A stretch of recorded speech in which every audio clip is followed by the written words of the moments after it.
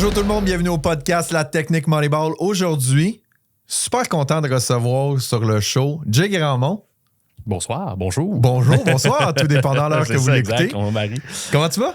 Super bien, merci de l'invitation. Je suis content de venir te jaser de ce qu'on va jaser aujourd'hui, puis surtout d'être sur le podcast. J'aime ça, moi, discuter. Tu vas voir, ça va partir. Ben, le podcast, j'invite toujours des gens que je ne connais pas nécessairement, puis des gens que je suis sur les réseaux sociaux, puis que je trouve intéressants, inspirants et tout ça. Mon Dieu, merci. Puis toi, t'as comme popé dans mon univers numérique il y a de cela quelques mois. J'avais pas beaucoup, jamais entendu parler de toi. Puis là, du jour au lendemain, c'est t'es là, marketing d'influence, journal Les Affaires, Big Bang Fling Flower.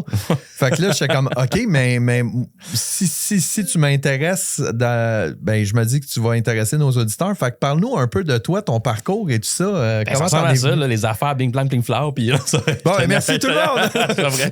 Non, mais merci pour ces beaux mots. Puis je suis content d'avoir popé dans ton feed ces quelques derniers mois. Ça fait quelques années que je fais du contenu aussi. Donc, c'est le fun de voir qu'à chaque fois, il y a une découvrabilité de nouvelles personnes. Mais mon parcours, écoute, là, ça pourrait être aussi long que très court. Là. J'ai un parcours assez atypique. Là. J'ai étudié à l'université au HEC en comptabilité. Donc, surprise, je ne fais pas ça comme métier aujourd'hui. Mais j'ai rapidement, après mon bac en fin 2018, changé de voie là, pour aller vers plus ce qui était marketing, communication, événementiel. Je dirais qu'il y a aussi une pause là, à cause de santé mentale. Tu sais, je me suis beaucoup remis en question.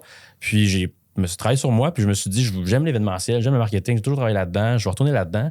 Finalement, l'événementiel, début février 2020, mars 2020, finalement, c'est ce qui est arrivé, ça n'a pas trop toffé longtemps. Il est arrivé quelque chose. On en parle souvent, mais il est arrivé quelque chose qui a été finalement, dans mon cas, à moi, puis tu sais, il y a beaucoup de monde, je pense, qui le disent là, dans certains podcasts ou même dans leur métier, ça a été tragique, la pandémie, mais ça a été bénéfique pour plusieurs personnes. Ouais. Moi, ça m'a permis de faire du contenu sur les médias sociaux. J'ai expand un petit peu mon brand sur Instagram. J'ai commencé à faire du contenu sur TikTok notamment. Ensuite, j'en ai suivi quelques années plus tard LinkedIn. Puis, j'ai trouvé ma job pas longtemps après le début de la pandémie. Là, j'ai travaillé dans une agence pour une boîte de production qu'on connaît, la Production J, dans une agence d'influence justement qui s'appelle J'Influence. Puis, j'ai travaillé là pendant presque 3 ans, tout en faisant du contenu et tout ça. En prenant des cours aussi à Promédia, en école de radio, télé, en prenant des cours du soir à l'école de l'humour, en continuant d'expérimenter les médias sociaux. Puis là, ça a amené à où je suis aujourd'hui. Là. Depuis 1 an et quelques mois, je suis à mon compte comme consultant en marketing d'influence, agent d'artiste, de un artiste, mais agent d'artiste à temps plein là, pour un chef qui s'appelle Amine Labi. Puis, je fais de la consultation pour les influenceurs aussi, les marques là, qui veulent comprendre comment ça fonctionne, le marketing d'influence. Et je m'amuse à travers ça. Là, j'enseigne depuis tout récemment au cégep aussi, à mon ancien cégep, au collège André Grasset. Fait que je suis professeur à 29 ans. Professeur. Professeur de quoi? Je sais pas. Non, professeur d'un cours qui s'appelle Dynamique des entreprises. OK. Et des organisations. Donc, c'est un cours comme on pourrait dire un cours de management. Là. Fait que c'est dans le programme d'administration, sciences humaines, administration. Puis c'est un cours d'introduction aux affaires un petit peu. Là. Fait que c'est vraiment la base de qu'est-ce qu'une entreprise, qu'est-ce qu'une OBNL, qu'est-ce qu'une organisation en tant que telle. Après ça, on rentre dans chacune des branches qui est marketing, RH, comptabilité, tout ça, vraiment les bases. Là, j'ai fait un cours de comptabilité, un bac là-dedans. Fait que je suis à l'aise d'enseigner les actifs, passifs, capitaux propres, mais on rentre pas dans des gros trucs complexes. Puis c'est vraiment pour initier les jeunes à l'administration, ceux qui vont faire le programme de sciences humaines admin, fait qu'ils ont des cours après ça de marketing, économie, tout ça. Puis sinon, il y en a qui prennent en cours à option pour avoir un overview de ce qu'est un peu une entreprise. C'est jamais éventuellement ceux qui en sciences de la santé qui sont genre pharmaciens, médecins, tout ceux qui veulent avoir une entreprise ou comprendre comment ça fonctionne, mais ils auront déjà eu une petite base. OK. Fait que c'est bien le fun. C'est nouveau. J'ai fait une session complète. Fait que j'ai eu cette job-là. Très cool, 29 ans. Je veux dire, je me souviens des quelques heures que je suis allé au cégep. Non, ça n'a pas duré longtemps. Moi, je niaise tout le temps avec pas ça. Beaucoup de cours, peut-être. Ouais, c'est ça. Je suis allé très longtemps à la cafétéria du cégep. C'est ça le running gag de. Là. J'arrivais au cégep le matin, je jasais avec des amis, on jasait, puis tout le kit. Puis je regardais, je suis comme, si j'ai manqué mon premier cours, c'est pas grave, je continue de jaser. Dans la pause, non? Ouais, c'est ça. Puis là, finalement, ça n'a pas été. Ça, c'était mon université, ça, plus. Moi, j'étais bien souvent dans les corridors des assos, des comités, mais souvent, on jasait. Puis il a commencé le cours depuis 15 minutes. Bon, on s'en reprendra demain. C'est ça, c'est tout, simplement. Puis je serais curieux de savoir, parce que tu es aussi chroniqueur dans le journal Les Affaires. Ouais. Comment t'en es venu à Moi, premièrement, j'ai toujours connu le genre des affaires grâce à mon père. Mes parents sont dans le milieu des affaires depuis plusieurs années. Mon père est comptable. En tout cas, ma mère est comptable aussi, d'où la raison pour laquelle j'ai étudié là-dedans, finalement. Mais bref, puis le journal arrivait chez mes parents tout le temps. Puis quand j'étais jeune, je me disais, c'est quoi ce journal-là? Tout ça fait que j'avais comme été jeune dans l'écosystème de ma vie, les affaires. Puis, à un moment donné, je voyais ça, les affaires, les articles numériques. Je suis beaucoup des entrepreneurs comme Dominique Gagnon, Nicolas Duvernois, qu'on connaît tous et toutes, je crois, là, mais qui écrivent, là, qui sont chroniqueurs. Elisabeth Tabatiello aussi de Pizza Salvatore, la VP Marketing. Puis je voyais les articles, j'étais comme crime, c'est le fun. Il y a beaucoup de présence numérique de plus en plus. Puis moi, ça m'intéressait. Fait qu'un moment donné, j'ai été voir sur LinkedIn, j'ai tapé les affaires dans la barre de recherche. J'ai vu les employés qui travaillaient là, dont Marine Thomas, qui est comme l'éditrice en chef, là, la chef de tout ça, là, des publications, des articles.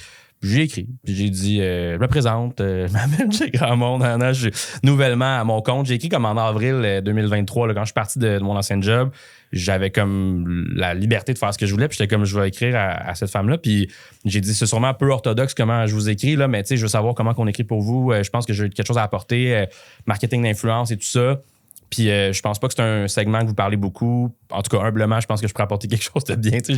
J'ai déballé mon sac de même. Puis finalement, elle m'a répondu, elle a dit, ben oui, remplis le Google Drive ou le lien ici avec pour envoyer ton genre de CV numérique. Là, écris ton sujet, pourquoi tu aimerais écrire pour les affaires, qu'est-ce qui ferait qu'on devrait te prendre. Puis on choisit les chroniqueurs comme 2 fois par année. On prend les experts invités, on s'assoit puis on choisit avec les candidatures qu'on a. Puis j'envoie ça comme fin juin. Puis là, finalement, pas de nouvelles pendant un certain temps. L'été passé, juin, juillet passe. Là, je me dis, bon, j'ai envoyé ça. Je dis, qui n'attendent rien à rien. Puis à un moment donné, en septembre, je ne sais plus trop quelle date, j'ai reçu un courriel comme quoi j'avais été sélectionné. Puis c'était comme, on est très content d'avoir vu ta candidature. Tu as vraiment quelque chose d'intéressant, je pense, à apporter au milieu des affaires pour le journal Les Affaires. Fait que voudrais-tu passer à un test? Là, dans le fond, c'est 3 billets là, pour l'automne 2023. Puis 1 par mois. Puis là, t'envoies tes sujets, t'es approuvé, t'as quelqu'un qui t'accompagne là-dedans comme une éditrice là, qui révise tes articles. Puis je suis comme, ben coudonc. Là, finalement, ça a été de même. Puis là, ça fait 9 mois. J'ai écrit 9 articles dans le fond, 9 mois. Puis là, à voir si ça continuera cette belle aventure-là. Mais moi, j'aime bien ça. Là. Je pensais pas avoir ce qu'il fallait au début. J'étais comme, je vais prendre une chance. Puis finalement, ben c'est moi qui l'aurais écrit. Là, fait que... c'est un excellent exemple d'entrepreneuriat. Si t'essayes pas, tu le sauras pas. Puis si tu ne demandes pas, c'est non catégorique. C'est exact. Sûr que ça a été quelque chose que ma mère puis mes parents m'ont beaucoup appris quand j'étais jeune. La pire réponse que tu peux avoir, c'est non. Ouais. Puis moi, j'ai comme grandi avec ça. Puis ma mère m'a dit qu'il ne tente rien à rien ou si tu ne vaux pas une risée, tu ne vaux rien pantoute. Dans le sens que c'est pas grave d'avoir l'air niaiseux devant quelqu'un ou c'est pas grave. Faut le faire, il faut essayer. Fait que moi, j'ai juste dit, je vais y écrire. Puis ça faisait quelques années là, que je faisais ça, des fois, le outreach des gens, que ce soit pour des lives Instagram en début de pandémie, là, en mars, avril 2020, j'ai fait des lives tous les jours pendant comme 30-40 jours d'affilée. On en parlait dans un précédent podcast là, de dire il y a eu 2 épidémies. Tu as eu la pandémie de la COVID puis les Facebook Live. Mais moi, j'en faisais plein sur Instagram. Puis j'avais vu des Matt Duff, des Arnaud Soli en faire. Bon, ils sont quand même connus, mais je voyais qu'il y avait beaucoup de gens qui s'intéressaient à ça. Puis je voyais surtout qu'il y avait cet aspect-là de quand tu te connectes en live avec quelqu'un, tu as accès un petit peu à ses abonnés aussi. Dans le fond, ses abonnés voient ton profil en live. Fait que moi, j'étais comme, pourquoi pas en profiter un peu pour non seulement m'amuser, faire des lives, mais écrire à des gens peut-être connus aussi, puis avoir une histoire derrière ça, juste leur demander leur parcours, tout ça, puis voir si ça peut m'apporter, moi, des abonnés aussi. Puis finalement, j'ai réussi à rejoindre des humoristes quand même connus, des entrepreneurs, François Lambert, Serge Beauchemin et compagnie, tout ça, des gens, Dominique Gagnon, même aussi, puis ça m'a beaucoup apporté de connaissances, mais aussi, ça a permis de commencer un petit peu ce qui était les réseaux Instagram dans mon cas. Là, c'est le fun. Puis, là, tu as dit comme quoi que tu es parti à ton compte, tu es consultant en marketing d'influence. Ah, c'est pas clair. Hein? Non, moi j'ai une bonne vision de ça, mais je trouve que le marketing d'influence, je vais dire, a gagné ses lettres de noblesse du fait que, tu sais, il y a quelques années, des gens qui travaillent avec des influenceurs et tout le kit, mais tu sais, maintenant, toute entreprise qui veulent faire du marketing et toute entreprise, je vais dire, qui se respecte, entre parenthèses, là, se doit d'évaluer le potentiel du marketing d'influence. Mais c'est une bébête à part, là. Ben, je pense qu'il y a encore, puis on disait un peu avant le podcast, c'est que c'est un peu méconnu, malgré le fait qu'il y a plusieurs business qui font des campagnes d'influence, plusieurs créateurs de contenu influenceurs, là, qui font du très bon contenu. Tu sais, je pense que, comme tu dis, ça a gagné ses lettres de noblesse parce qu'il y a des gens qui sont vraiment pertinents à suivre. Moi, j'aime dire que des influenceurs sont super pertinents à suivre, des compagnies sont pertinentes à suivre, comme d'autres moins aussi. Tu sais, comme dans n'importe quel métier, il y a des gens qui sont moins bons que d'autres puis qui le font pour les mauvaises raisons. Il faut faire un travail, je pense, en tant que consommateur, auditeur, de ça, de choisir à qui on s'abonne puis aussi de faire ses recherches sur si c'est vrai ou pas ce qu'on voit sur les internets. Mais c'est vrai que c'est encore une bébite compliquée à comprendre parce que je pense que c'est quelque chose qui a été très galvaudé comme terme, là, l'influenceur. Il y a beaucoup de... Il y a une série web ou une émission qui est sortie récemment, je pense, là, qui fait une parodie de ça, justement. Puis on aime parodier les influenceurs puis niaiser ça en disant que c'est pas un vrai métier, alors que finalement... Beaucoup de gens aimeraient se retrouver à cet endroit-là ou avoir cette audience-là à tous les jours à qui parler. Ouais. Je pense que c'est un privilège d'avoir une plateforme. Ceux qui ont une plateforme se doivent de le reconnaître. Je pense que même 1000, 2000 abonnés, 500 abonnés, dès que tu parles à quelqu'un, dès qu'on émet une opinion en ligne, on devrait être conscient que ça reste puis qu'on se doit être intelligent à travers ça puis de respecter à qui on parle et tout ça. Mais ceux qui ont 200, 300 000 abonnés, 400 000, ils ont un pouvoir quand même d'influence assez notable. Puis on dira ce qu'on voudra. Les marques approchent des influenceurs à tous les jours, tous les mois. Et les influenceurs qui sont très connus disent plus souvent non que oui. Là, fait que, je veux dire, même si on dit il a fait 5 collaborations ce mois-ci ou il fait bien d'argent avec ça, puis tout le monde chiale, ben ça demeure pas moins que les compagnies les approchent pour une raison. Puis s'ils signent des contrats, puis ils font des collaborations, mais somme toute, il y a un retour sur investissement dans une. Qui doit arriver. Là, fait que ça fonctionne là, quand même. Ben parce que, tu sais, moi, on me pose souvent la question à propos des influenceurs et tout, puis moi, je me suis amusé à traduire les influenceurs comme étant des créateurs de contenu qui ont une plateforme de diffusion. Fait que, tu sais, je le mets vraiment dans une séparation comme ça. Parce que oui, il y a de la création de contenu qui est trop souvent, à mon opinion, banalisée par le commun des mortels. Fait que c'est facile. C'est facile. Tu as juste à faire une photo. Puis juste une table. C'est ça. Puis d'y aller après ça sur une plateforme de diffusion parce que c'est comme, tu sais, je vais le mettre en parenthèse, c'est comme un mini-poste de télé. C'est comme si c'était un poste. Tu parles de 500 000 abonnés, mais quelqu'un qui a 500 000 abonnés, c'est comme 500 000 personnes qui sont abonnées à ce poste de télé-là. 100%. Puis l'émission qui joue, ben, c'est cette personne-là. 100%. Puis, tu sais, moi, je veux dire, quand j'ai commencé, là, puis je retourne en début 2020, quand moi, j'ai commencé à faire des TikTok, on va dire, là, puis, tu sais, j'ai une petite communauté, là, c'est bien le fun, je m'amuse avec cette plateforme-là plus que d'autres choses. Mais au début, je l'analysais beaucoup en mode business. Je me suis beaucoup positionné dans ce côté-là en disant, tous les business devraient avoir un compte TikTok. Au début, je me faisais lancer des rushs un peu en disant, mais oui, Jay, c'est pas vrai, là, tu niaises. En 2020, là, c'était comme, on dirait que ça fait longtemps, mais ça fait juste 4 ans, mais tu sais, le monde, il banalisait encore une fois cette plateforme en disant, il n'y a pas de futur à ça. Puis moi, c'était Gary Vee dans le temps que j'écoute encore, qui disait TikTok is the next big thing en 2018-2019.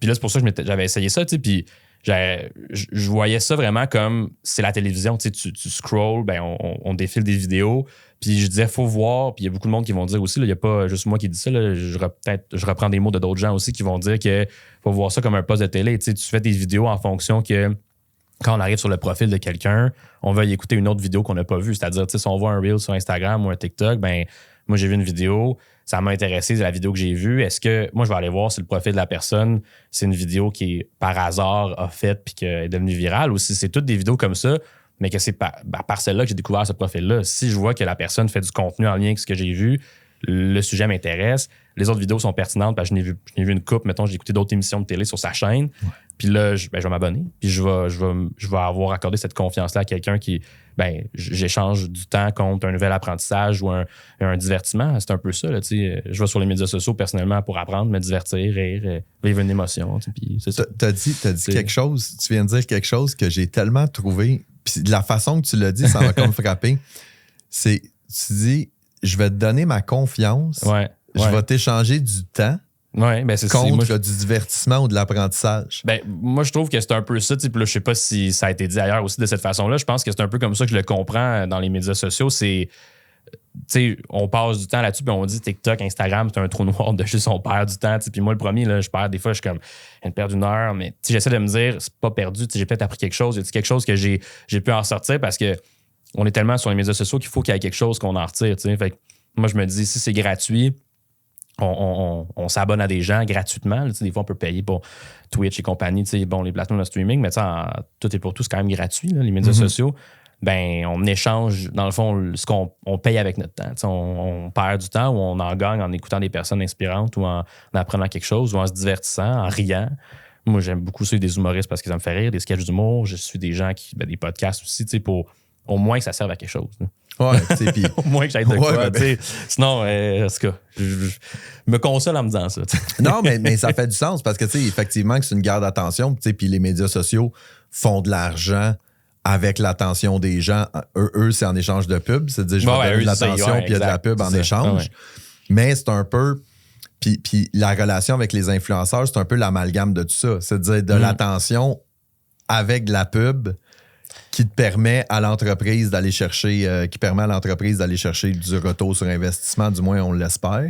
Ouais, en fait, les influenceurs se retrouvent au milieu de cet écosystème-là, à la fois au milieu, puis à la fois un peu, des fois, vont être les derniers considérés dans l'opinion parce que, puis ça arrive encore une fois trop souvent. Je pense que des compagnies commencent à comprendre qu'il faut vraiment les mettre au milieu de l'écosystème d'attention de cette économie-là parce que c'est eux qui ont pas le contrôle du temps, on va dire, mais le contrôle de où va être dirigée l'attention. Si on engage un influenceur, puis que on veut trop l'encadrer, puis on veut trop lui dire quoi dire, puis que finalement, dans le fond, c'est juste il lit un script que la compagnie a réfléchi pour lui, ben l'attention sera peut-être même pas, va même pas être là. Les gens vont dire ça paraît que c'est une pub, puis aujourd'hui, on est tellement rendu sévère avec notre attention parce que justement, on est confronté à des milliers de pubs par semaine.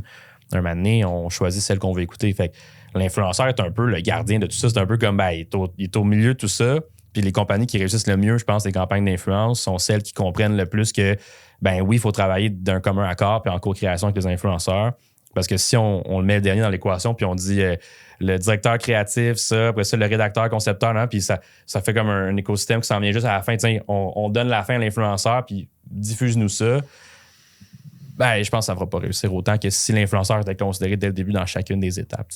Est-ce que tu dirais que le marketing d'influence est négligé par la majorité des entreprises?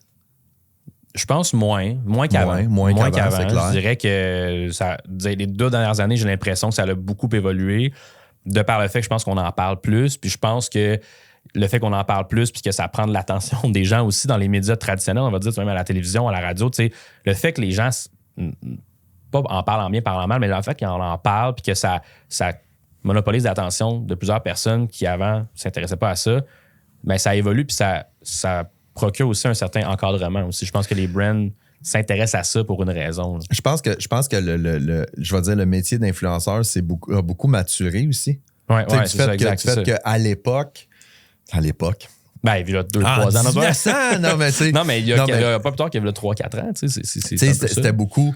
Je pense, moi, je pense à pour le commun des mortels, mettons, les gens ils vont toujours penser, je vais parler, mettons, la vapoteuse de Sunwing, tu sais. Ouais, c'est ça. Ils sont comme, ça, c'est une influenceur. Ouais, mais non. Il y en a qui représentent vraiment bien des marques. Il y en a qui ont une belle structure, qui travaillent bien, qui apportent des retours sur investissement. 100%. Puis c'est comme un porte-parole et tout ça. Puis là, je pense que moi aussi, je commence à voir qu'il y a un switch qui commence à s'opérer du fait que les gens ils disent, si on travaille avec des influenceurs sérieux et crédibles, je vais y aller comme ça, mais là, je suis capable d'aller chercher des résultats qui font du sens. Absolument. Puis, tu sais, moi, je pense que l'exemple que tu donnes est bon pour expliquer justement le fait que ça mature puis qu'il y a des gens qui sont restés collés en 2020, 2021 puis d'autres qui avancent. Tu sais, c'est que l'exemple de la vapoteuse puis l'exemple de l'avion Sunwing, tout ça, c'est arrivé. On peut pas le nier, mais ça fait quand même déjà 3 ans, tu sais. Je veux dire, c'est arrivé en décembre 2021, 2020. En tout cas, je ne sais même plus, ça fait quand même déjà plusieurs années. Puis, l'affaire, c'est que les médias sociaux, chaque 3 mois, il y a quelque chose de nouveau. Fait que 3 ans, c'est comme beaucoup de 3 mois qui se sont renouvelés. Là, fait qu'à un moment donné, le monde, on en a ri, on en a parlé. Ça a fait la manchette pendant plusieurs jours. Il y a eu, on a quasiment été tous détectives de cette histoire-là en voulant savoir qui allait mettre la main sur le prochain scoop, peu importe. Là, on a fait le tour. Avec le fait d'encore mettre cet exemple-là pour certains qui vont dire « Ah, ben oui, mais c'est ça, Sunwing, c'est comme... » Ça me démontre juste, mettons, personnellement, que tu connais pas le marketing d'influence. Si quelqu'un disait ça, tu sais, là, t'as pris l'exemple. Mais quelqu'un qui me dirait, le marketing d'influence, c'est quoi? C'est Sunwing. Ah, OK, laisse faire. Ça va même pas la peine que je t'explique. C'est trop loin. Là, je vais te donner la meilleure comparaison. Là, c'est moi, quand je parle avec des gens, quand je donne des formations sur les médias sociaux, puis le monde me dit, moi, là, tu sais, mettre des photos, des vidéos de chats, puis mettre des photos de bouffe. C'est comme... moi, c'est comme, OK, je vais pas être la personne qui va te... On dirait que moi, c'est ça. Je pense qu'il y a beaucoup de travail d'éducation, mais moi, dans ce que je fais. Je veux pas être la personne qui va faire toutes les étapes d'éducation pour se rendre au niveau d'aujourd'hui. Si tu me parles de photos de chat, tu sais, c'est beaucoup trop long puis beaucoup trop complexe. Puis je serais pas assez patient pour ça. Puis écoute, je veux dire, je travaille pas à l'heure, mais je veux dire, si je fais des consultations, des bundles de consultations, puis je te dis le taux horaire, je suis comme, écoute, ça va être bien trop long à t'expliquer.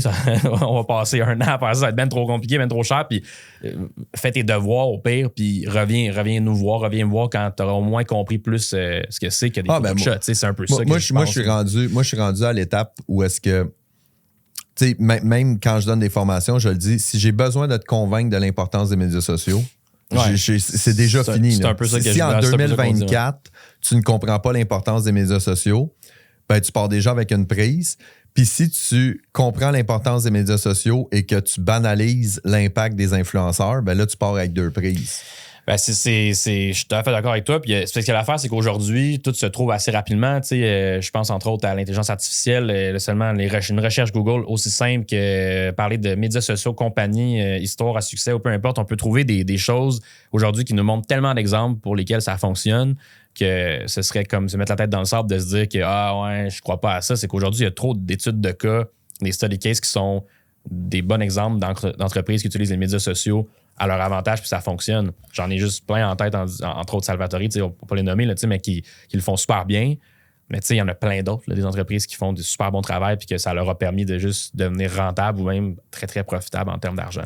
Admettons qu'on y va là, puis qu'on parle à un entrepreneur là. L'entrepreneur veut faire une campagne de pub sur les médias sociaux et il est en train de se poser la question, il dit « J'aimerais ça travailler avec un ou des influenceurs. » Ce serait quoi tes conseils ou tes recommandations de départ, là, d'être capable de dire qu'est-ce que tu dois réfléchir? C'est quoi les points principaux à prendre en considération pour ne pas faire d'erreur ou du moins minimiser le risque? En premier, c'est sûr que c'est un long processus selon moi. Je pense que la première chose que je dirais, c'est qu'il faut prendre le temps de faire les choses bien. Pas penser qu'on peut faire bypasser des étapes. Parce que là, dans la mesure où on sait que ça prend du temps puis qu'on faut qu'on accorde l'importance à chacune des étapes, non seulement la première puis la dernière jusqu'à la dernière étape, mais là, au moins, on est conscient qu'il n'y a pas de shortcut. Là, parce que dès qu'on veut faire ça, on risque de prendre des risques ou justement ouvrir la porte à quelque chose qu'on n'a pas prévu.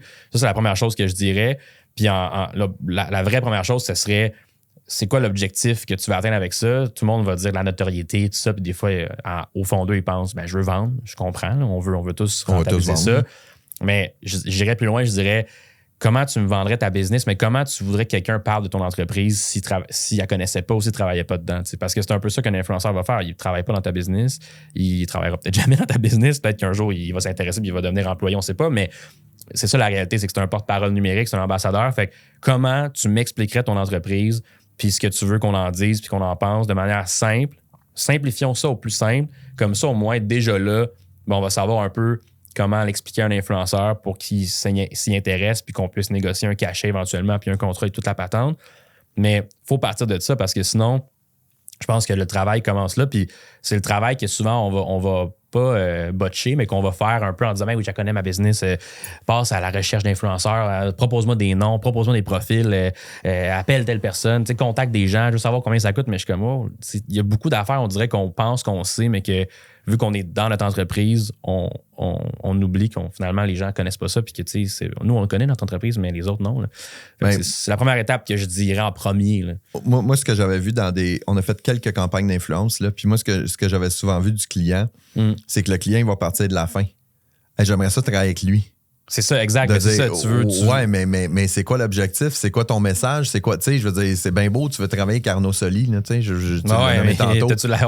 il va-tu vouloir, puis t'as-tu l'argent aussi? T'as-tu les moyens de le faire et tout? Fait que là, c'est de dire, définis ton message, ton objectif et tout ça, puis après ça, trouve des influenceurs qui vont être des porte-paroles pour amplifier ce message-là. On pourrait le dire comme ça. Puis, on dit souvent, simple is best, là, comme keep it simple, le fameux acronyme KISS, keep it stupid simple. Exact. Je pense que beaucoup de gens connaissent ça, mais on oublie parfois qu'est-ce qui est vraiment simple. Puis ce qui est simple, c'est juste de revenir aux bases, un elevator pitch, c'est quoi ta business en moins d'1 minute, en moins de 3 minutes, c'est quoi les valeurs, c'est quoi ta mission, c'est quoi ta vision, où tu en étais il y a 2 ans, où tu veux en être dans 2 ans, où tu en es aujourd'hui, pourquoi le marketing d'influence aujourd'hui, puis qu'est-ce que tu as déjà mis en place qui fonctionne bien, Puis j'explique souvent avec cette image-là des écrous qui fonctionnent ensemble. Des roues qui roulent un écrou, là, cette image-là, en disant que le marketing d'influence, c'est un petit peu comme l'huile qu'on vient mettre là-dedans. C'est une huile qui va accélérer cette affaire-là, cette affaire-là qui est déjà en marche, mais pour que ça fonctionne bien, il faut que tes autres paliers, tes autres écrous qui roulent ensemble, roulent déjà. Il faut que tu aies fait des ventes par toi-même, il faut que tu aies un site web qui est beau, qui est fonctionnel, il faut que tu connaisses c'est qui ton public cible, ton persona, il faut que tu aies fait tes recherches aussi, que tu aies des médias sociaux qui sont non seulement beaux, mais aussi que les gens s'y intéressent déjà avant qu'un influenceur en parle. Parce que pour moi, il faut que le travail soit fait avant pour dire que, OK, l'influenceur, il vient en parler, puis il va être un catalyseur de ce message-là. Puis il va être un peu de l'huile, de la bonne huile qu'on met là-dedans qui va le faire accélérer, puis là, c'est là que ça va fonctionner. Si une roue qui fonctionne pas bien, ben si on met de l'huile dedans puis elle va trop vite, la roue va débarquer, fait que là, on va devoir remettre ça ensemble, sinon, ben ça roule pas du tout, ben elle roulera pas plus. Là, puis s'il n'y a pas d'écrou, s'il n'y a pas d'écrou, il n'y a rien, ben là, on met de l'huile dans un trou vide, il n'y a rien qui se passe avec ça. Pour vrai, c'est de la musique à mes oreilles, là, parce que moi, j'ai souvent vu l'erreur que les gens, admettons, ils vont arriver puis ils disent « Ah, on aurait besoin de médias sociaux, on aurait besoin d'une campagne de pub, puis on voudrait faire une campagne d'influenceurs. » Puis là, c'est de choisir un des trois puis de dire « Ah, on va travailler avec des influenceurs. » Mais travailler avec des influenceurs, puis tu viens de le nommer super bien, si t'as pas de campagne de pub en amont, si t'as pas des médias sociaux qui sont structurés, organisés, si t'as pas un site web qui est fonctionnel, ben, je veux dire, c'est un coup d'épée dans l'eau. Là. Je veux dire, ils peuvent pas faire des miracles. Faut pas prendre non plus les influenceurs comme étant des super-héros de dire t'as une compagnie de marde, t'as un message de marde, t'as un site web de marde, mais tu vas payer un influenceur puis il va te driver du trafic comme c'est pas possible. C'est ça. Puis je pense aussi qu'on comme tu dis, tu as dit le mot super-héros puis ça résonne aussi à mes oreilles. On pense que justement, on a besoin d'un super-héros alors que des fois, le super-héros, ça peut être nous-mêmes. C'est très cliché à dire. Là, c'est très, très peut-être cringe, certains diront, mais on oublie qu'on est quelqu'un aussi nous-mêmes en tant qu'entrepreneur puis en tant qu'employé d'une entreprise puis qu'on peut être le porteur de ce message-là aussi. Là, certains vont dire, ben moi, je veux pas être devant la caméra, j'aime pas ça. On peut être influenceur nous-mêmes. Exact. Puis, je pense que c'est le meilleur influenceur de la business, c'est le c'est la personne qui l'a fondé ou qui opère puis qui est opérant dedans ou quelqu'un qui a les valeurs à cœur de ce business-là. Mais c'est un peu ça. Moi, j'ai beaucoup d'exemples de gens qui ont commencé à faire du contenu. Nous deux, c'en est des exemples, mais des gens qui sont soit à leur compte ou qui ont des entreprises qui sont les visages de leur business. Là, je pense entre autres à Midday Square, qui sont pour moi une étude de cas super intéressante et pertinente à regarder. Eux, c'est 3 entrepreneurs. Je sais pas si tu connais l'entreprise. Non, je connais pas. C'est des barres de chocolat genre Midday Square, là, comme Midday Square pour à mi-journée, tu prends ça puis t'as un regain d'énergie. Mais eux, ils ont, en partant, ils ont dit on veut concurrencer Hershey puis toutes ces marques-là de chocolat parce qu'ils ont vu que c'était un marché qui était... C'est pas eux autres qui ont reçu une proposition de plusieurs millions de dollars puis ils ont fait non, on regarde ça. Ils ont aussi été... ils ont reçu une lettre d'avocat un moment donné de justement, je pense, Hershey ou une autre marque là, qui était parce comme... qu'ils utilisaient le orange de Reese. Exactement. Tu vois, le fait que tu aies ce référent-là, c'est qu'ils en ont parlé dans une vidéo, ils ont fait un diss track, ils ont fait une chanson pour diss, là, dans le monde du rap, là, pour ça, puis dire, nous, on vaut plus que ça. Puis, en tout cas, ce que je veux dire, c'est qu'eux sont devenus les entrepreneurs influenceurs, puis même Jake Carl, qui est le visage plus qui est dans la business, qui lui va faire des conférences, lui, son but, c'est de bâtir des connexion, tu sais, il dit tout en anglais, mais lui, c'est un peu ça, ils sont devenus des entrepreneurs influenceurs, leur brand aujourd'hui, ils n'ont pas d'influenceurs, là, c'est eux, là, dans le sens que à la limite, les influenceurs voudraient travailler avec eux autres bien plus que l'inverse. Puis c'est ça qui est, quand tu réussis bien à faire ton marketing d'influence en tant que marque, je pense que c'est là que tu le vois quand c'est les influenceurs qui t'approchent pour travailler avec toi. Comme j'ai écrit un article dans les affaires justement à ce sujet-là, je pense que c'était mon 2e, c'était le phénomène de l'influenceur influencé là, que j'appelle. Je suis comme l'influenceur peut se faire influencer lui aussi, tu sais. Puis j'étais comme quand l'influenceur, il se fait influencer par ce que tu fais comme contenu puis par ce que tu fais en tant que marque. Puis là, c'est lui qui est comme j'aimerais ça travailler avec vous parce que je déménage bientôt, j'aurais besoin de 2-3 affaires, tu sais, un divan, un lit, peu importe. J'ai vu que, tu sais, on pense à des compagnies de lit ou de divan où je pensais faire une soirée entre amis puis je pensais avoir de la pizza puis là, pensez-vous que, tu sais, quand c'est eux qui t'approchent, puis je vais vous faire du contenu, je vous le promets, là, puis souvent, c'est bien moins cher que si eux, toi, tu les approches parce qu'ils vont dire, je te charge 3000 parce qu'ils veulent avoir le gros bout du bâton, puis c'est bien correct, c'est une transaction, mais quand tu es rendu à te faire approcher par des influenceurs, puis que tu dis oui ou non, puis que l'entreprise a le pouvoir, là, tu sais que tu as réussi à faire ton contenu, puis tu as fait l'étape qu'on parlait là, de tout ça là, avant de penser à un influenceur. Là. Ce que je trouve super intéressant de ce que tu viens de dire, c'est je remets les 2 dernières questions auxquelles tu as répondu. Tu as parlé de l'influenceur influencé et tu as parlé de l'importance de faire chaque étape. Moi, ce que j'ai vécu avec l'agence, c'est que très souvent, c'est là que la marde pogne. Il y a un influenceur qui envoie un message en DM ou sur Facebook Messenger puis qui dit « Hey, je tripe sur votre compagnie, j'aimerais ça comme faire une collabo. » Tout. Moi, je me souviens, on travaillait pour un concessionnaire automobile. Puis une influenceur avec plusieurs centaines de milliers d'abonnés envoie, puis elle dit « Hey, j'aimerais ça, je tripe sur votre compagnie, je tripe sur votre marque de char, puis on pourrait peut-être faire une collabo, est-ce que je pourrais avoir un char, puis tout le kit. » Là, le client excité comme c'est pas possible. C'est ça, ouais. Puis là, moi, d'essayer de gérer les attentes du client, de dire, ben, tu sais, je veux pas être plate, mais c'est très possible qu'elle a envoyé ce message-là à genre 20 concessionnaires puis qu'elle aime tous les concessionnaires parce qu'en bout de ligne, elle avait un char commandité. Fait c'est un bon raisonnement. Ben, c'est ça, mais le client n'a pas nécessairement ce raisonnement-là. Ben, effectivement. Ben, en fait, je pense que c'est normal, on est tous humains. Je pense que c'est ça qui fait la beauté du marketing d'influence aussi. On est tous humains, fait que c'est le fun de voir d'autres humains qui nous ressemblent. Puis c'est ça aussi qui fait la force des influenceurs, des créateurs de contenu qui perdurent. C'est du contenu qu'on peut s'y référer. En anglais, le relatable et tout ça.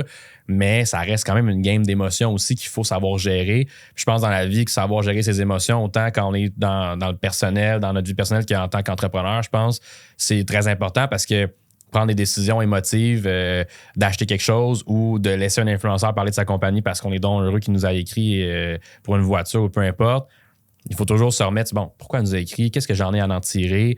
What's in it for me? C'est tout le temps un peu ça, tu sais. Est-ce que j'ai besoin de cette influenceuse-là ou cet influenceur-là maintenant? J'y avais-tu pensé avant qu'elle m'écrive ou c'est juste là, maintenant qu'elle m'écrit, genre, ah mon Dieu, la Terre arrête de tourner, puis il faut que je donne une voiture, il faut qu'on travaille avec elle, puis je n'ai besoin finalement. Il faut savoir un peu la transaction de qui elle vient ou je veux dire, qu'est-ce qu'on a à chercher avec ça? Parce qu'on peut dire non à un influenceur aussi, dire, hey, pour vrai, nous, on n'en fait pas, puis on n'est pas rendu là, puis ça va bien sans, mais merci, on te considère, puis genre, puis là, tu commences à faire tes devoirs, puis là, tu dis, ah, finalement, dans le fond, j'ai dit non. Mais je vais dire oui à un autre à la place. Oui, ben parce qu'il y a aussi la notion de, tu sais, tu dis de se préparer, puis tu sais, tu peux travailler avec un influenceur, dans une démarche, comme tu disais, de visibilité, notoriété, de dire, hey, on va travailler avec cet influenceur-là, exemple, on va lui fournir un char, puis le seul but qu'on a, c'est de profiter de sa communauté pour qu'il y ait plus de monde qui entende parler de notre business, puis de fil en aiguille, avec le temps qui va passer, ben probablement que ça pourrait nous amener des clients, ce qui est plus intangible et tout.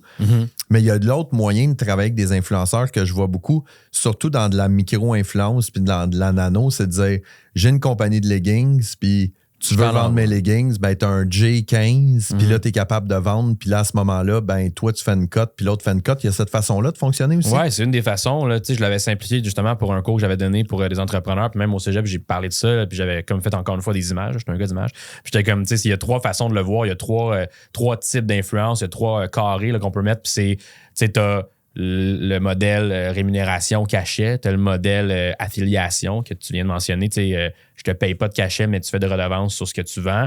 Tu as le modèle qu'on appelle un peu là, hybride. Là, c'est comme je te paye en cachet et en affiliation. Fait que dans le fond, mon cachet, le cachet de base va être diminué en fonction que tu risques de pouvoir le rattraper en affiliation, mais au moins l'influenceur il est compensé pour ce qu'il fait comme travail. Mais les micro-influenceurs, les nano-influenceurs, c'est vrai, ils vont souvent peut-être dire oui à de l'affiliation parce que dans le fond, c'est un produit qu'ils vont sûrement déjà utiliser. Leur communauté est proche d'eux, fait que leur fait confiance quand même. Puis ils vont pouvoir répondre aux commentaires plus facilement, répondre aux demandes de messages aussi, ce qui est quand même du service à la clientèle pour l'entreprise. C'est un peu comme un ambassadeur externe. Un représentant des ventes. Exact, un représentant des. Exact, ben c'est ça, j'allais là-dedans, c'était le bon terme, c'est un peu comme un rep des ventes externes. Là, ils vont te payer à la performance. Puis là, à toi de voir en tant que créateur si tu as du temps accordé à répondre aux demandes de messages. Puis oui, le tissu il est super extensible, il est testé. Ouais, voici une photo, voici une vidéo à check. Puis de servir tes abonnés un peu pour ça. Puis de dire, bon, le 15% que je fais sur cette vente-là, qui est peut-être, je sais pas, là, 5$, mais là, j'ai répondu aux commentaires. C'est une game aussi de ça, là, de comprendre si ça vaut la peine pour soi ou. Puis je trouve que cette approche-là est le fun pour, tu sais, je vais penser à petite entreprise ou entreprise qui a des budgets limités parce que c'est de dire, regarde, puis moi, ce que je le vois, puis tu vas voir où est-ce que je m'en vais avec ça, c'est que, tu sais, tu as la petite business qui dit, moi, j'ai pas 5 000, 10 000, 15 000 à payer des influenceurs qui ont des centaines de milliers d'abonnés. Mais de l'autre côté, j'ai un produit qui peut être intéressant, puis on s'entend, il faut que ça soit un produit intéressant. Là. Si je vends des muffleurs de char, commencer à faire un J15. C'est niché. C'est niché, peut-être. Mais tu sais, moi, j'appelle ça tout ce qui est sexy, là, du produit au consommateur. Là, tu parles des vêtements, des bijoux, des produits cosmétiques, des produits technologiques et tout ça. D'arriver puis de dire, je vais faire une collabo, je vais le vendre avec un pourcentage. Puis moi, ce que j'ai réalisé avec mon expérience, c'est que il y a beaucoup de micro-nano-influenceurs, puis ça, on en reviendra là-dessus sur la définition des influenceurs, qui cherchent des collabos aussi pour se donner une certaine crédibilité de dire, tu sais, je suis ambassadeur ou je suis commanditaire de telle chose. Fait qu'il y a vraiment un fit naturel entre, tu peux aller trouver des influenceurs qui ont quelques milliers d'abonnés qui veulent des produits à promouvoir. Puis de l'autre côté, tu as l'entreprise qui n'a pas d'argent puis qui cherche des influenceurs pour promouvoir. Fait que des fois, c'est pas toujours le 100 000 abonnés et plus qu'il faut aller chercher. Là. Ben non, puis tu dis pas toujours, même que je dirais que c'est sûrement pas la dernière chose à considérer. Là. Je veux pas non plus me faire d'ennemis out there. Je veux pas cracher dans la main qui me nourrit. Là. Moi, les macro-influenceurs, les personnalités publiques, ça a été ça qui a été mon école un peu dans ce que j'ai fait auparavant puis ce que je fais aujourd'hui comme métier. Je suis plus dans ces contenus-là, dans ces deals-là. Mais moi, je dirais pour une entreprise, puis même ce que je dis à plein de monde, c'est la nano-influence prend une expansion en forte croissance en ce moment, puis c'est vraiment parfait parce que c'est eux les vrais clients des business. C'est eux qui vont peut-être qui vont vraiment acheter le produit, qui vont pouvoir en parler, puis qui vont vouloir prendre le temps aussi, comme tu dis, parce qu'ils vont être consommateurs de ça. Puis c'est vrai aussi que les influenceurs, les gens qui vont se lancer dans la création de contenu à 500, 1000 abonnés, 2000 abonnés, comme tu dis, 10 000 abonnés, mettons, nano-influence, ben, vont vouloir se bâtir un portfolio, vont vouloir montrer aux autres comment ils font du bon contenu puis comment ils réussissent à faire un message clair avec une brand. Puis ça, je veux dire, qu'on le veuille ou pas, ça se pratique. Là. C'est pas tout le monde qui est bon pour faire de la pub. Comme je n'ai vu, là, moi, des macro-influenceurs. Là, je veux dire, moi, j'ai ma clientèle, quand je travaillais en agence, moi, les gens que je représentais, c'est le monde qui ont fait l'occupation double. Fait, puis je les adore. S'il y en a qui écoutent ça, j'ai rien contre eux, mais il y en a qui sont pas faits pour ça. Là. Pas parce que tu fais un show télé que t'es bon pour faire une pub de souliers. Là, puis je veux dire, ils vont savoir aussi ceux qui ont commencé à faire de la pub après OD, ils étaient moins bons qu'ils sont aujourd'hui, ceux qui en font encore aujourd'hui. Tu commences quelque part. Oui, puis OD, ça te permet d'avoir une plateforme, puis ça te permet d'avoir une audience. Exact. Puis après ça, c'est ta responsabilité de créer du contenu de qualité pour la garder. Parce que il y en a, là, puis c'est pas. Je suis pas très OD, là. Juste te dire, je suis pas OD du tout. Mais tu sais, il y a des membres de OD qui ont propulsé leur carrière complètement là, après OD. Là. Exactement, mais c'est ça, le travail commence. Puis moi, je veux dire, j'en ai côtoyé beaucoup. Là, j'ai fait 3 ans, j'ai comme vécu, là, je veux dire, 4 saisons, là, 4 années, 4 cohortes, comme on l'appelait, mais c'est ça qu'on dit. Mais j'ai vu là, ceux ils rentrent dans le show télé, ils ressortent, on les rencontre, tout ça, puis on leur parle. Puis la chose qu'on leur disait, que je leur disais aussi, puis quand on s'appelait, tout ça, puis qu'on se textait, j'étais comme... Tu sais, le travail commence après. Là. C'est comme dans n'importe quoi. Tu as comme été, on va dire, là, dans une émission de télé. Tu as vécu un peu en mode accéléré. C'était quoi la télévision, les caméras, filmer 24/7, le monde du showbiz un petit peu après aussi, les entrevues radio et tout ça, les journaux à potins, les médias sociaux, l'attention sur toi.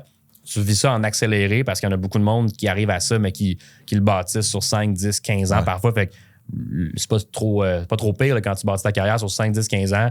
Tu arrives à 35-40 ans, tu as de l'attention sur toi, tu l'as vu venir. Là. Ça fait une couple d'années que tu fais ça avec tes commas. C'est sûr, c'est déstabilisant, mais ça s'est fait graduellement. J'ai appris chaque étape, qu'est-ce que je devais pas faire. Eux, ils sortent de là, puis c'est comme tu fais une erreur, tu es pointé du doigt. Fait puis en plus, en prenant en considération qu'eux autres, ils ont une particularité du fait qu'ils sont complètement isolés.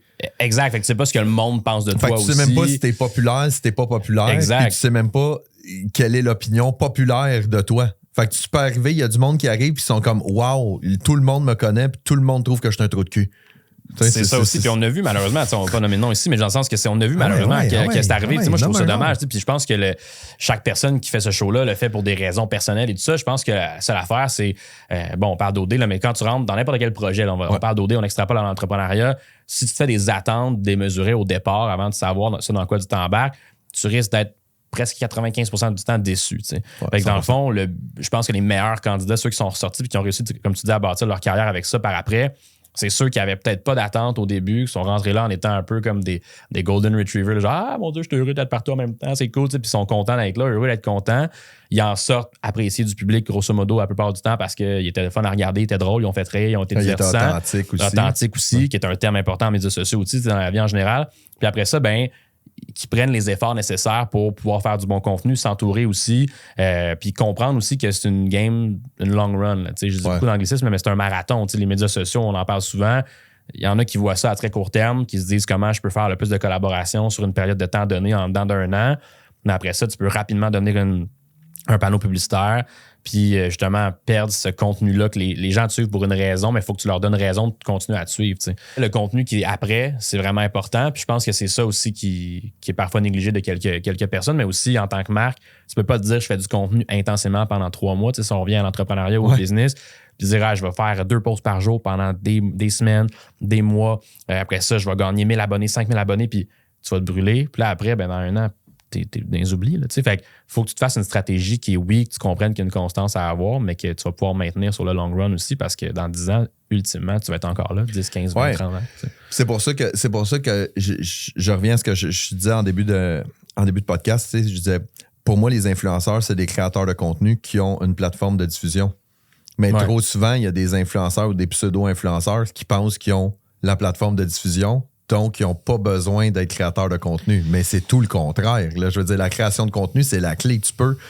Moi, j'ai vu des gens qui ont 10 000 abonnés ou qui ont 5 000 abonnés puis qui ont plus de résultats dans des contrats d'influence que du monde qui en ont 100 000 parce que c'est des vrais abonnés qui sont... Tu sais, t'as des abonnés puis t'as des fans, là. Je pense à beaucoup des filles qui sont dans le fitness, tout le kit. J'ai une de mes amies qui est là-dedans, là, puis elle, là, quand elle fait... Elle a peut-être, je sais pas, peut-être 10 000 abonnés. Là. Elle, si elle fait un post, là, puis elle dit « Hey, les filles, je viens de m'acheter ces pants-là, sont écœurants. » C'est sûr que ça va vendre. Bang, tout de suite. Parce que les filles disent « Si elle aime ça, c'est sûr que je vais aimer ça. Je l'achète tout de suite. » Puis ça, c'est bien plus payant parce que c'est en collaboration avec un pourcentage. Oui. En plus, pour elle, puis pour la marque, c'est gagnant. 100%. Puis parce que c'est authentique, puis parce qu'elle travaille avec constance. Là, j'ai une balle curve à t'envoyer. Mais avant que tu dises ça, j'allais juste te dire, il y a une précision aussi à faire, je ne vais pas te couper, mais c'est parce que tu m'as fait penser à ça. Il faut démystifier aussi le terme influenceur, puis des fois, figure d'autorité dans une niche précise. C'est un peu ça que tu m'as comme soulevé à dire ça. Je ne voulais pas te couper dans ton lancée, mais c'est que les gens qui entendent ça, c'est... Tu sais, quand tu es rendu que tu es une figure d'autorité dans ta niche de contenu, tu peux avoir 10 000 abonnés et être une figure d'autorité dans ce que tu fais. T'sais. Fait qu'un influenceur à 100 000 personnes va avoir une audience large, mais va pas être une figure d'autorité dans ce qu'il dit.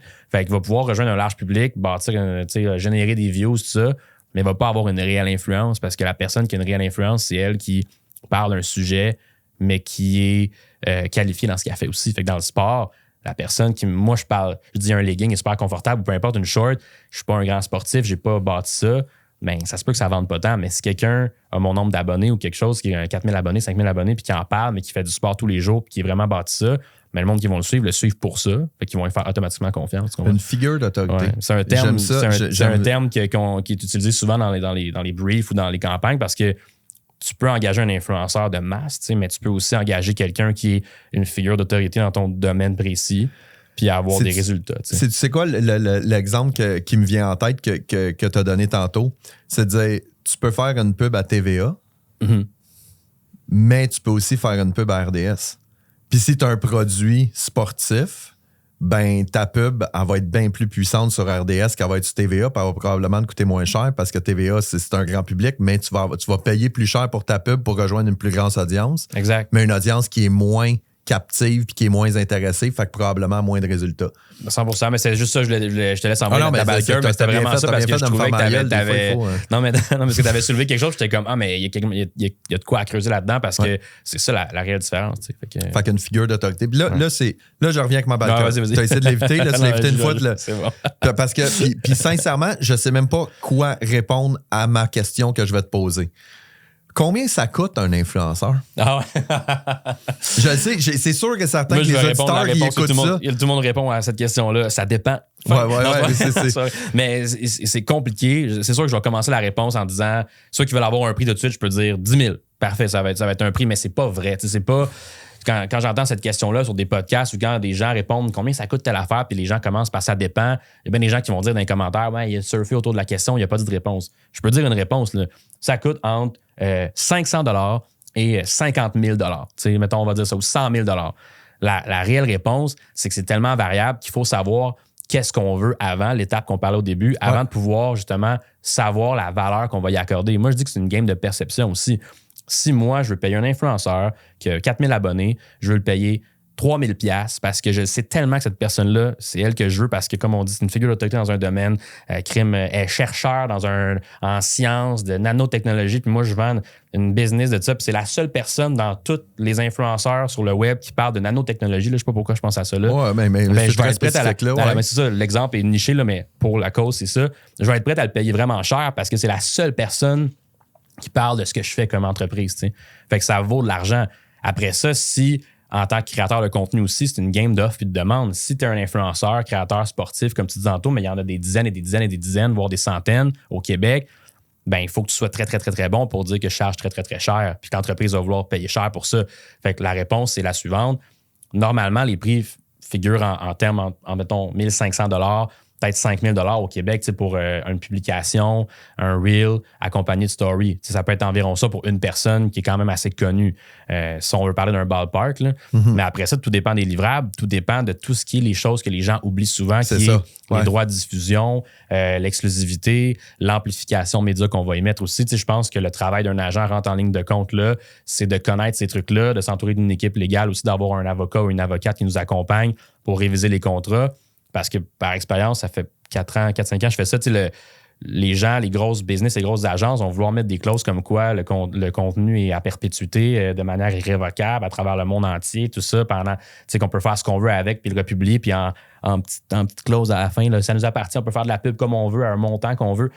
Là, tu te ramasses à avoir ton contenu de fait en 2022, puis il y a encore en ligne en 2025, 2026. Puis à l'époque, tu avais 10 000 abonnés, puis aujourd'hui, tu en as 200 000. Exact, c'est ça. Puis là, tu es devenu encore plus une figure d'autorité. Fait que là, la compagnie est comme, on va leur mettre en ads maintenant. Fait que là, on a l'air des gagnants. On l'a booké il y a 4 ans, puis elle n'avait pas signé la bonne affaire. Fait que il y a tout ça à prendre en ligne de compte. Puis ça vaut de l'argent. C'est souvent ça qui vaut le plus cher, en fait, avoir un créateur de contenu en exclusivité pendant plus qu'un mois ou deux, ou pouvoir avoir le droit d'amplifier son contenu. Mettons, mettre un 20 000 $ en amplification média, ben, ça vaut de l'argent aussi. Là. On parle souvent d'une règle du pouce qui est comme, mais si tu veux mettre 20 000 $, c'est beaucoup d'argent sur un contenu d'un influenceur ou une série de contenus. Ben, moi, en tant qu'agent, je m'attends à recevoir pour mon talent, le tiers de ce montant-là en rémunération. Si tu veux avoir 20 000 $ à mettre sur la tête de quelqu'un pour l'amplifier, grosso modo, il va générer, c'est sûr, quelques millions de views là, sur TikTok. Là, ça peut t'amener loin, là, 20 000 $. Fait que, moi, je m'attends à ce que si tu fais ça, ben, l'influenceur est rémunéré en conséquence environ, je veux dire, du tiers, là, mettons un 7 000 $, 6 666, mais mettons 7 000 $ de plus que ce que tu me payes comme cachet pour avoir le droit de l'amplifier. T'sais. Fait que là, ça peut monter. Je trouve ça vraiment intéressant. Ta réponse. Elle était longue, mais mais je la trouvais super intéressante parce que moi tu as vu, je suis pas dans le marketing d'influence, fait que moi, je le séparais vraiment de deux façons. D'un côté, je te disais tantôt, c'est des créateurs de contenu qui ont une plateforme de diffusion. Mm-hmm. Moi, je disais à mes clients, mettez un prix pour la création de contenu. Ouais. Tu sais, de dire, c'est une vidéo, c'est une photo, c'est une story, c'est un ci, c'est un ça. C'est sûr et certain que si, tu sais, exemple, on travaille avec des chefs. Mais c'est un chef cuisinier qui va te faire une recette. Ça, je peux en parler longtemps de ça. Ben, c'est ça, tu sais. Fait que, tu sais, il y a un coût relié à ça. Ouais. Après ça, ben, sa fiche recette, on peut-tu l'utiliser sur le site web? Combien de temps qu'on peut l'utiliser? C'est testé avant pour la faire dans la vidéo pour que la recette soit efficace. Il y a ça. Puis après ça, c'est de dire maintenant que la création de contenu, elle est faite, puis on s'est entendu sur un cadre, combien qu'on va payer pour qu'il diffuse sur sa plateforme? En fait, c'est quoi? La plateforme, elle a combien d'abonnés aussi? Combien d'influence? Après ça, tu es en droit en tant qu'entreprise. Si tu payes pour une collaboration ou tu veux faire un partenaire rémunéré, tu te demander le portfolio de l'influenceur, son kit média qu'on appelle aussi, d'avoir accès à des statistiques des dernières publications. Après ça, bon, il y a plein de plateformes, plein d'applications qu'on peut le voir par soi-même. Là, il y a des clients qui payent des applications plusieurs milliers de dollars par année et qui ont accès à bien plus d'affaires que l'influenceur lui-même. Mais tu sais, juste de voir si ces dernières publications, est-ce qu'elles sont en pente descendante ou sont en pente montante? Il y a beaucoup de gens qui pensent à tort et à travers qu'un influenceur, influenceuse, sans nommer de nom, là, qui ont 300 000 abonnés, 400 000 abonnés au Québec, c'est ce que ça nous prend pour la compagnie parce que ça nous prend un gros influenceur. Alors que cette personne-là, cette personne X-là, ben, elle avait 350 000 abonnés au début de 2023, par exemple. Elle est rendue à 310 000. Donc, elle est en perte de 40 000 abonnés cette année, mais elle est encore une grande influenceuse, mais son contenu est de moins en moins performant par rapport à tout ce qui se fait autour. Fait que là, elle va charger un gros prix ou lui va charger un gros prix parce que ça fait plusieurs années qu'il fait ça, mais ça veut-tu dire que c'est la bonne personne à payer? Mais t'as vu, moi on avait un cas, je pense que c'est iPoditor qui permet de. C'est un site, tu peux mettre un profil. C'est ça, exact. Parce que je pensais que tu parlais d'un produit. iPoditor, c'est ça. Puis tu sais, tu vas sur ce site-là, tu mets un profil, puis il faut que tu payes, puis ils sont capables de dire la provenance des abonnés, le pourcentage d'interaction, tout le kit. Puis à un moment donné, on travaillait avec une collabo potentielle avec une influenceur qui avait au-delà de 100 000 abonnés pour une entreprise locale. Puis quand on l'avait passé dans Hype, ça nous avait dit que genre 70% de ses abonnés étaient hors Québec. Exact, en partant, ça part mal. Fait que là, t'es comme, OK, oui, à 100 000 abonnés, mais t'en as 70 000 qui n'achèteront pas ton produit. Fait que là, on va payer sur une valeur de 100 000 pour un impact sur 30 000, puis reste encore et tout. Qui va être c'est ça. 30 000 mais au moins, quand tu t'assois avec l'influenceur, puis là, on discute, ben, on est capable de discuter sur le fait, oui, tu as 100 000, mais ton 100 000 ne m'intéresse pas, il y a 30 000 qui m'intéressent. Fait que, au moins, ça démontre qu'il y a une certaine préparation. 100%. Mais je trouve ça hyper intéressant parce que je comprenais le marketing d'influence parce que je gravite là-dedans. Puis tu montes tellement la barre plus haute dans la structure puis dans les attentes de dire. C'est fin. Non, mais je le dis en toute transparence parce que quelqu'un pourrait dire ben là, Chris, on va pas engager un consultant marketing d'influence, tout le kit, mais juste avec les éléments que tu as sortis là. Je suis comme, Chris, il y en a des affaires. Là. Il y en a pas mal. Ça, moi, non, mais il y en a des affaires à préparer, puis à structurer, puis à organiser. Puis c'est tellement facile de juste dire, je vais engager un influenceur, il m'a donné 10 000 $, puis on va se croiser les doigts. Ou est-ce que tu pourrais faire des actions qui pourraient être beaucoup plus efficaces? Puis j'ai envie de te poser une question, puis je vais avoir ton opinion de gars de marketing d'influence. Qu'est-ce que tu penses des compagnies qui prennent des produits, ils ont un produit et tout le kit, puis ils font juste l'envoyer à des influenceurs. Des colis PR, des colis, des colis cadeaux, PR complètement gratuits, puis dire, tu peux me faire une story si tu veux faire une story ou tu m'en fais pas si t'en fais pas. Ben moi, je vais te raconter une histoire après ça. Ben écoute, moi, je peux te partir une réponse, là, un timer 30 secondes, une minute, mais tu sais, j'en ai déjà parlé aussi dans un podcast, puis je vais raffiner ma réponse à ce niveau-là, justement. Moi, je pense qu'il faut prendre le temps d'écrire à l'influenceur. Tu sais, des entreprises qui font ça à large, ils envoient ça à 100 personnes sans leur demander parce qu'il y a des agences qui ont des listes d'adresses des gens, puis tu copy-paste les adresses, t'envoies ça, puis là, l'influenceur, j'ai reçu un cadeau, tu sais, puis l'affaire qu'il y a, c'est que les gros influenceurs, ils en reçoivent beaucoup de cadeaux. C'est un peu comme les Publisac. C'est un peu comme, on reçoit les Publisac, la première affaire qu'on fait souvent là, quand tu vois les rabais, là, puis ils disent, ça, parfait, bon, ça va être dans quelle poubelle? Le recyclage, parfait. Tu sais, c'est comme, à moins qu'on est comme, ça me tente aujourd'hui de manger un sandwich, mais coudonc, ça tombe par hasard que ça tombe sur, aujourd'hui, j'ai le goût de le tester. Tu sais, c'est le hasard de la chose fait que là, ça marche, mais la plupart du temps, on le fait pas, tu sais. Fait que c'est un peu ça pour les gros influenceurs. Si tu leur demandes pas avant, ce qui va arriver, c'est peut-être qu'il y en a un qui va faire une story, là, ou deux ou trois, parce qu'ils sont contents.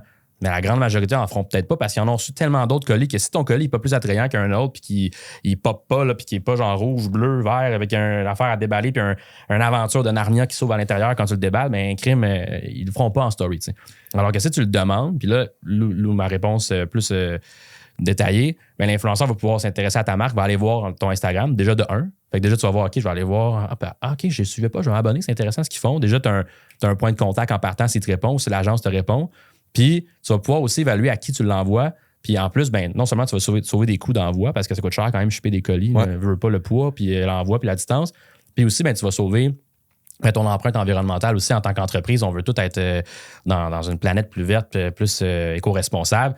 Ben, si tu envoies 100 colis à 100 personnes, puis il y en a 2 qui font des stories ou, 10 qui font des stories, les 90 autres mettent ça dans leur armoire puis ils s'en foutent, ben c'est du papier, c'est des boîtes, c'est des produits, c'est clair. Fait que moi, je pense que c'est ça. Fait que ça te permet de valider puis d'économiser. Tu vas économiser de l'argent, tu vas perdre un peu de temps de parenthèse de valider, mais si tu arrives et tu dis au lieu de l'envoyer à 100, je vais l'envoyer à 20, mais qui m'ont dit qu'il y avait réellement de l'intérêt puis tout le kit. Ben, tu vas avoir un meilleur taux de réussite dans tes stories. Puis là, l'agence qui fait ce travail-là, souvent c'est une agence de PR qui fait ça, va pouvoir te revenir avec un beau rapport en disant on est très content, 50% de taux de réponse dans nos stories, donc 10 personnes sur 20, 50, là, tu peux faire par les chiffres comme tu veux. 50%, des dizaines de milliers d'impressions, puis là, là, ils vont te réengager, puis là, tu l'enverras après ça à 100 puis 200 personnes. Mais tu comprends nous l'important des autres, petites actions, comme tu dis. Ouais, absolument, c'est le 100%. J'y allais là, tu sais. Nous autres, on a fait une campagne d'influence pour un distributeur de vin, puis il sortait c'était une nouvelle bouteille, c'était du mousseux portugais.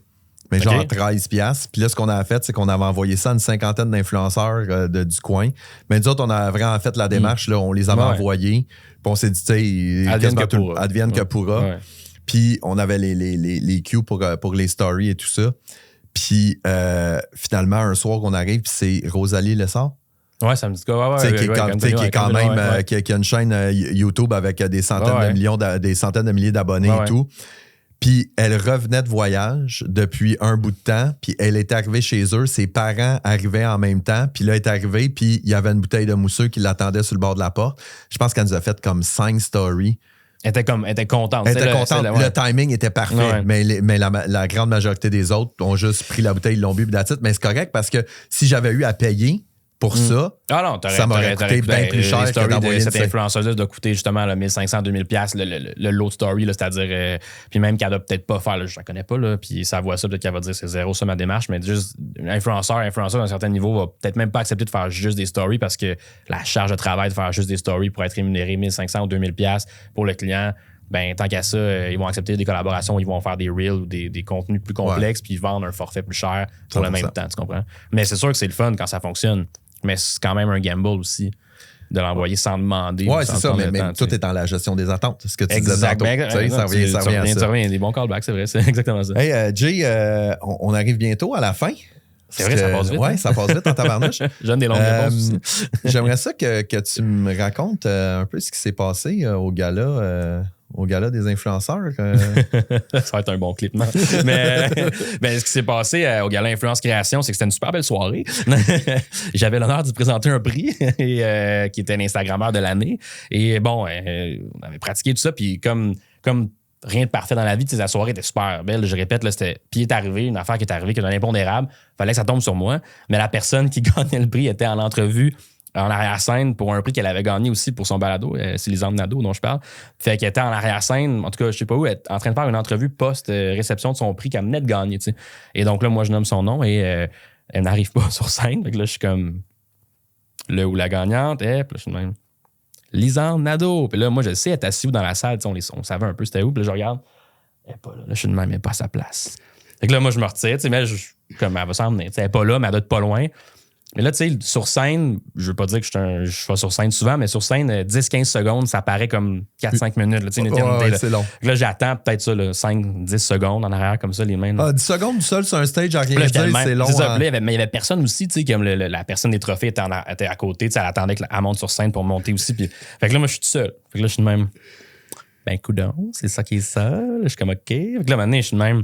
Je retourne voir mon micro, je fais Lisande Nadeau. Puis là, le monde comme Lisande. Je suis comme Lisande. Là, je pars. Puis là, à un moment donné, je suis de même, bon, on va passer la soirée ensemble à soir. Puis là, il y a quelqu'un dans la salle qui genre, fais-nous une danse. Je suis comme, bon, une danse. Puis là, je vois, mon cerveau a comme tilté. Je fais, c'est mon moment. J'ai pas mis le micro, je suis parti sur un impro de comme, bon, ça va bien ce soir? Oui. Puis là, tu sais, le son fonctionnait moins bien à ce moment-là à cause que j'ai dû bouger trop, peu importe. Mais j'étais comme, comment ça va? Puis ça se passe bien. Le gars-là se passe bien. Puis là, je sais pas, moi, j'étais comme, là, je filais le parfait bonheur. Moi, j'adore ça. Moi, j'étais parti, moi, j'adore ça, faire parler au monde. Puis, tu sais, je fais des conférences dans la vie aussi. Fait que j'étais comme, hey, si on va pas une risée, on va pas en tout. Fait que j'étais comme, on part là-dessus. Puis là, finalement, en tout cas, je me mets à faire 2-3 interactions, mais tu sais, ça passe très vite. Puis là, t'as juste le gars en arrière qui, moi, je regarde, je fais, je sais pas, j'ai pas d'oreillette pour me dire d'arrêter ça, je sais pas trop. Puis là, je me revire, je vois le gars, on va l'appeler, mettons, Roger, pour la cause, il était de même. Là, j'étais comme, il était de même. Là, tu sais, le gars, faut que t'arrêtes, j'étais de même. On me dit d'arrêter ça, parfait. OK, bonne soirée. Je repose le micro, je m'en vais. Je fais OK, merci, bye. Puis là, je m'en vais de même. Puis là, le monde, il applaudit, mais tu sais, j'étais comme, bon, c'est ça qui était ça. Fait que là, finalement, t'arrivais par après, mais ouais, c'était juste un moment loufoque du gars-là qui est arrivé. La beauté de la chose, c'est qu'on l'a sur vidéo. Ouais, fait qu'on va pouvoir le partager. Vous allez pouvoir voir ça tout de suite. Ouais, je l'ai mis sur mon Instagram, mais ça, c'est vrai, c'est très, très drôle, mais ouais, j'ai bien ri, moi, après. Jay, merci beaucoup d'avoir démystifié le marketing d'influence. Je suis sûr que ça a aidé beaucoup d'auditeurs, puis ça m'a aidé moi-même. Non, pour vrai, bon, je suis content d'entendre ça. C'était un plaisir, honnêtement. Merci à toi pour l'invitation, puis super belle discussion, j'ai bien aimé. Yes, merci beaucoup. Hey, merci tout le monde. C'était Marco et Jay Grandmont pour la Technique Moneyball.